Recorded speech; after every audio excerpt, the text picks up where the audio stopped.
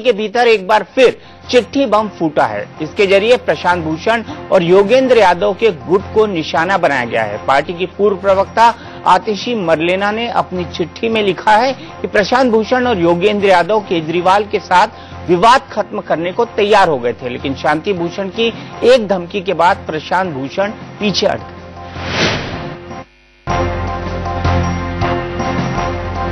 आम आदमी पार्टी की पूर्व प्रवक्ता आतिशी मरलेन की माने तो प्रशांत भूषण और योगेंद्र यादव केजरीवाल के साथ समझौते के लिए तैयार हो गए थे। तभी प्रशांत के पिता शांति भूषण की एक धमकी ने माहौल बदल दिया। आतिशी के मुताबिक शांति भूषण ने बेटे को धमकी दी कि अगर ऐसा हुआ तो मैं घर छोड़ दूंगा। इसके बाद प्रशांत भूषण ने कदम पीछे हटा लिए। आतिशी ने चिट्ठी में लिखा है कि आम लोगों और पार्टी के स्वयं सेवकों को इस बात की जानकारी नहीं है कि संजय सिंह ने समझौते की राह की हर मुश्किल को दूर करने के लिए जबरदस्त कोशिश की।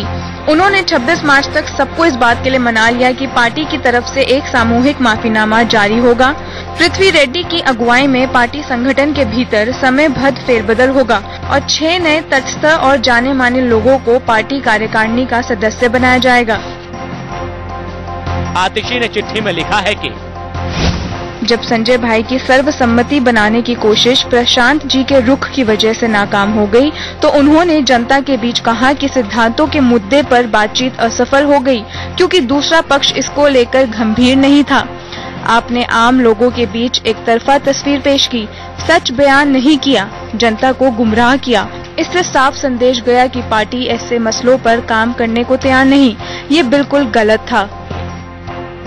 उधर प्रशांत भूषण और योगेंद्र यादव का कहना है कि आतिशी को सच की जानकारी नहीं है। नहीं, आतिशी क्योंकि वहां थी नहीं तो उनको सारी बातें मालूम नहीं है, लेकिन उनके ईमेल के बाद उनको जवाब मैंने भी और योगेंद्र जी ने भी दे दिया था, जिसमें कि सारे फैक्ट्स से उनको अवगत करा दिया गया था। लेटर आतिशी ने जाहिर लिखा था और उन्हें इन्फॉर्मेशन नहीं है उस सारी नेगोशिएशन के बारे में। ये एक बहुत हमारी यंग कमिटेड वॉलंटियर हैं जिन्हें पूरी सूचना नहीं थी, उसके आधार पर उन्होंने लिख दिया। हम इस कंट्रोवर्सी को बिल्कुल नहीं बढ़ाना चाहते। उधर केजरीवाल ने इस खुलासे पर कोई सीधा जवाब नहीं दिया।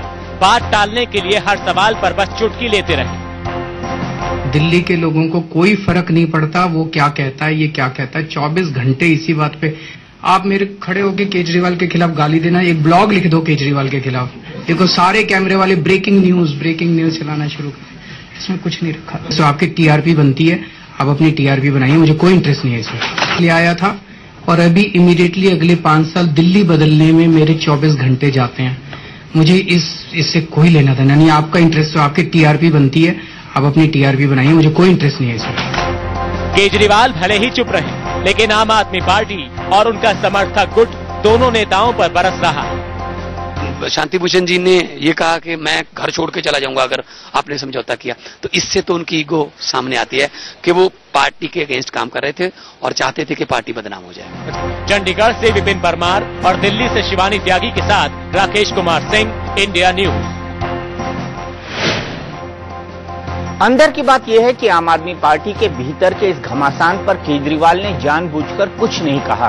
उन्हें पता है कि अगर वो चुप रहेंगे तो आतिशी की तरह ही आने वाले दिनों में कई और लोग योगेंद्र और प्रशांत के पाले से उनकी तरफ खिसक सकते हैं।